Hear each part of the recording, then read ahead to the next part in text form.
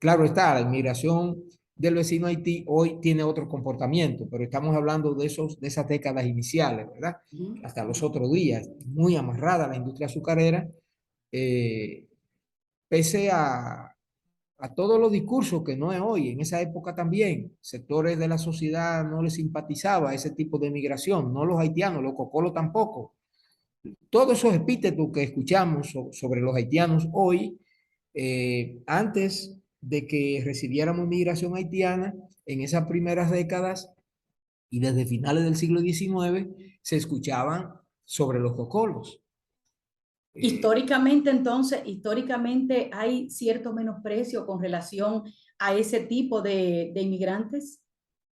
Hay cierto desprecio, hay cierto mote que de alguna forma hace que los ciudadanos dominicanos le consideren quizás raza inferior. sí, mire, es que la migración laboral eh, en sociedades con muchas dificultades en términos sociales y con niveles educativos pobres, ¿verdad? Sí, sí. Como la nuestra, Mm. generalmente genera aprehensión, porque es que el nativo interpreta como si se le estuviera desplazando. Cuando eso está acompañado de un discurso que construye un imaginario según el cual, para afirmar su propia identidad, ese nativo, ese nacional, tiene que afirmar su distanciamiento supuestamente de ese que llega, que viene. Y cuando eso es instrumentalizado ideológicamente, entonces el problema, bueno, es una bomba de tiempo. Sí. Porque actitudes de repulsa frente a trabajadores inmigrantes lo encontramos en diferentes países en diferentes momentos. Ahora, las características que ese fenómeno cobra en una experiencia, en un territorio, en un país, con otro, a tener sus particularidades. Y en el caso nuestro es un drama muy duro porque es un elemento que ha sido utilizado para reforzar unos conflictos de identidad que el pueblo y la nación dominicana heredan como consecuencia de las incidencias del proceso de conformación histórica. De tal suerte que tenemos un problema de que no nos reconocemos como negros y como mulatos, y si el inmigrante que viene corresponde a esa etnia, entonces como que nos pone más difícil la tarea de distanciarnos, Sí, y sí, entonces así hace más mismo. difícil la aspiración, ¿verdad? De eso a lo que se aspira a ser. Entonces es evidente que sí, que hay esos prejuicios y que la gente no es culpable de eso, es una construcción histórica que ha sido alentada por las élites porque ha devenido en un recurso subsidiario de la reproducción del sistema y los modelos de dominación y de explotación que las élites han diseñado para perpetuarse en el poder, ¿verdad? Sobre los hombros del pueblo, de la mayoría nacionales. Esa es la Y, realidad. y entonces, aunque no nos queremos meter ahí, porque quizás esa no sea no sea el objetivo de esta charla hoy, pero es inevitable. Esas élites de poder que hoy están construyendo justamente un muro, en momentos en que uno cuestiona el hecho de cómo es posible que en pleno siglo XXI hayan naciones con ese tipo de medidas, unas medidas que son totalmente antidemocráticas, antisocial, inhumanas, diría yo. Entonces, yo le pregunto a usted, ¿es que nosotros no tenemos una legislación clara con relación a la frontera, que ocupamos esa frontera natural que tenemos con Haití? Bueno, pienso que ahí hay dos cosas. Usted sabe que nuestros gobiernos eh, son muy proclives a estar pendientes de lo que ocurre en el norte, Europa o Estados Unidos, porque eso es cónsono con la idea de sociedad que el proyecto de modernidad Concibe. dependiente le metió en la cabeza a las élites de todos nuestros países de América Latina. Así es. Y como en Estados Unidos estaban construyendo un muro, bueno, pues tenemos que ponernos en la moda. Sin embargo, todas las experiencias de ese tipo de política han demostrado que eso no resuelve temas de migración por la complejidad de los procesos migratorios. En relación con nuestra experiencia y el punto de si no existe una legislación apropiada aquí para ello, es lo siguiente, es que hay un doble discurso y una doble moral. Hay que tomar en cuenta que no obstante que esa fuerza de trabajo no está en este momento orientada exclusiva, preponderantemente a la industria azucarera, lo cierto es que esa mano de obra subvaluada, eh, explotada en unas condiciones de sobreexplotación, porque es mantenida en una condición legalmente, digamos, en desventaja frente al resto de la población, precisamente para favorecer esa relación contractual. Todo eso es conscientemente diseñado por las élites y para eso utilizan el Estado, que es un aparato, un instrumento al servicio de la acumulación y de la reproducción del sistema de explotación. Entonces, tenemos un sistema legal para regular la inmigración, controlar la inmigración, pero ese mismo sistema legal es, al margen de la corruptela y todo lo demás, es el que facilita, el que hace posible que el tema migratorio en este momento presente el rostro que tiene en la sociedad dominicana. O sea, de aquellos polvos son estos lodos. Entonces, quebraron la industria azucarera del Estado, el azúcar ha ido perdiendo peso en el mercado internacional por la emergencia de otras fuentes de edulcorantes, pero esas élites, conforme nosotros hemos ido expulsando población fuera del país, conforme el espejismo de la modernidad expulsa población en la inmigración interna del campo hacia las ciudades, hay actividades que el modelo económico demanda una mano de obra que no la encuentra. Y entonces hay una transferencia de esa mano de obra inmigrante que iba a la industria azucarera, está en la agricultura. Ante ese escenario, ¿habrá alguna salida? Porque usted está diciendo, bueno, las élites y el Estado como tal juegan a la doble moral, confunden a la población, hablan de una migración que quizás no queremos, pero que está aquí, existe y que se explota. Entonces, ante ese escenario, ¿cuál será la salida?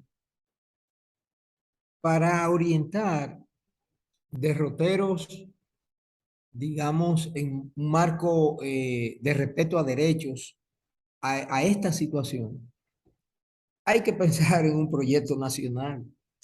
Las élites no tienen un proyecto nacional en su cabeza.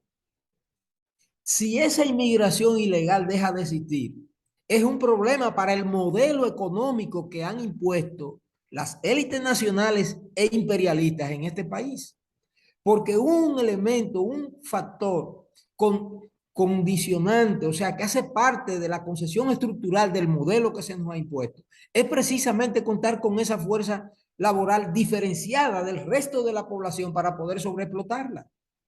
Entonces, si quienes controlan el poder, si quienes deben organizar las normas de convivencia, son quienes garantizan la permanencia de lo que sus propios voceros llaman desorden. ¿Cómo podemos entonces aspirar a construir otras normas de convivencia cuando eso solo puede hacerse desde las instancias del Estado y el Estado como principal mediación social, aparato de poder o símbolo de control de la sociedad, está al servicio de esas élites?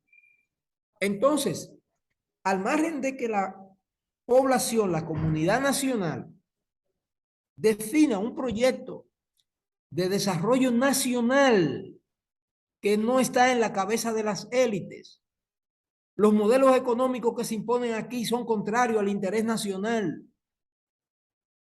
Punto de partida. Dos, obviamente, que tiene que ser con la participación de todos. Usted no puede pretender darle solución a un tema que involucra a la sociedad al margen de la sociedad.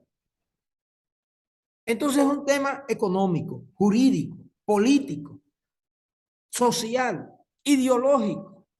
No es un tema solo de la frontera, es un concepto político y que aquí solo se asume en la connotación militar como una de las expresiones que tiene la política en términos de coerción, ¿verdad? A través del Estado, de control o de poder, etcétera, etcétera.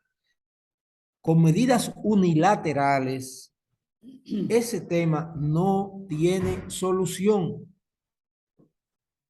Hay que organizar la convivencia en un espíritu democrático al servicio de los intereses nacionales, y eso solo puede hacerlo un proyecto nacional que encarne los intereses de las mayorías nacionales, y eso pasa por un proyecto democrático. Y las élites que controlan el país y que dirigen el país, las élites económicas y políticas, no creen en eso. Entonces, al margen de un cambio de rumbo en ese sentido, este tema que lo estamos viendo hoy muy candente, va a llegar un punto en que baja y luego va a volver a subir otro día. Y hay mucha gente que vive de eso y lo sabemos. No pueden hablar de otra cosa. Ese es el tema y con eso se salva, se hunde el país. Y una última pregunta, no te quiero, la verdad es que hablar con ustedes sobre este tema es increíblemente, digamos que, de aclaración y de interpretación mucho más clara. Pero hay una cosa que me surge, que quizás se lo preguntan a uno hasta los mismos estudiantes. Entonces, si como decía el expresidente Fernández, Haití es un estado fallido, y si, como dicen otros, hace rato que los norteamericanos han intervenido a Haití, entonces nosotros como vecinos, ¿qué es lo que esperamos de ese panorama? Mire, es una buena pregunta porque existe un dilema en este momento en relación con las perspectivas inmediatas de esa sociedad vecina. Ahora bien, ¿cómo leer ese dilema? Para eso hay que hacer el esfuerzo de buscar información. No es verdad que en Haití lo único que hay en este momento es estado fallido, banda y delincuencia. Eso no es verdad. Eso no es verdad. Tendrán sus problemas, sus déficits como los tenemos nosotros, pero allí hay niveles de organización social y política, y hay sectores democráticos en Haití que tienen propuestas para esa misma situación que hay ahí y que la resisten porque el gobierno dominicano, porque las potencias imperialistas insisten en respaldar un régimen de facto en Haití. No importa cómo se llame,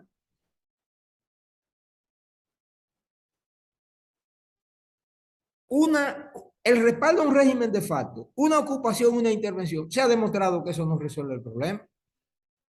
Y entonces se nos ha olvidado, así como advierto que allí hay una sociedad débil, fuerte, mediana, yo no sé, esa es otra discusión, pero allí hay una sociedad movilizada que tiene una propuesta para su situación. Y en esa propuesta no entra intervención, ni entra régimen de facto, sino un proyecto democrático, que no se lo han permitido. Fundamentalmente, no solo las élites haitianas y las fuerzas imperiales encabezadas por Francia y Estados Unidos.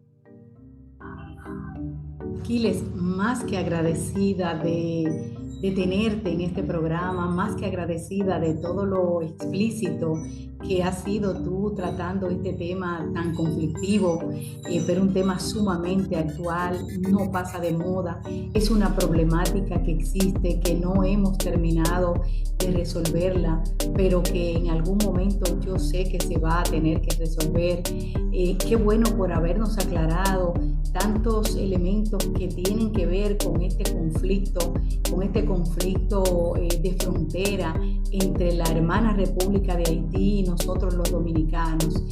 Para mí ha sido un grato placer tenerte en este programa, poder compartir este espacio y haber aclarado tantas dudas de la mano de un especialista y de un investigador de tu talla. De verdad que sí. Para Matices de la Historia ha sido todo un placer y esperamos seguir contando contigo para debatir problemas tan cruciales como este y otros tantos de los que tú has escrito. Muchísimas gracias. Y a ustedes, queridos amigos, manténganse ahí y sigan suscribiéndose a nuestro canal para seguir haciendo un clic en la historia.